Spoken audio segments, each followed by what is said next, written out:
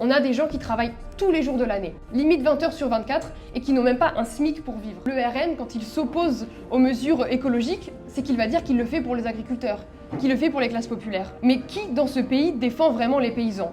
Est-ce que c'est Julien Audoul, le député RN, qui se moque du suicide des paysans en se demandant si l'accord est bien made in France ? Ou est-ce qu'au contraire c'est Manon Aubry qui au Parlement européen lutte d'arrache-pied, notamment contre le plus gros accord de libre-échange du monde avec le Mercosur, qui prévoit de détruire l'agriculture française, parce qu'on parle quand même de faire venir à l'autre bout du monde des produits qu'on est capable de produire ici en France. Qui est du côté des paysans ? De la même manière à l'Assemblée nationale, quand nos députés proposent d'instaurer des prix planchers, d'encadrer les marges de la grande distribution, parce qu'aujourd'hui la grande distribution organise le racket du monde paysan. Parce que c'est scandaleux quand on regarde le coût du produit et qu'est-ce qui va dans la poche des paysans et qu'est-ce qui va dans la poche de Carrefour, c'est quand même honteux. Donc il faut quand même rappeler que le travail qu'il y a de la terre, c'est un travail à valoriser et qu'aujourd'hui, on a des gens qui travaillent tous les jours de l'année, limite 20 heures sur 24, et qui n'ont même pas un SMIC pour vivre. Donc nous ici, on salue tous les paysans, toutes les paysannes qui se battent pour pouvoir nous nourrir dignement, sans nous empoisonner, sans empoisonner l'air, le sol, l'eau. Et donc c'est important de rappeler quand même qu'ils nous nourrissent et que c'est important qu'ils n'en meurent pas. Parce qu'aujourd'hui, on ne compte plus les agriculteurs et les agricultrices qui meurent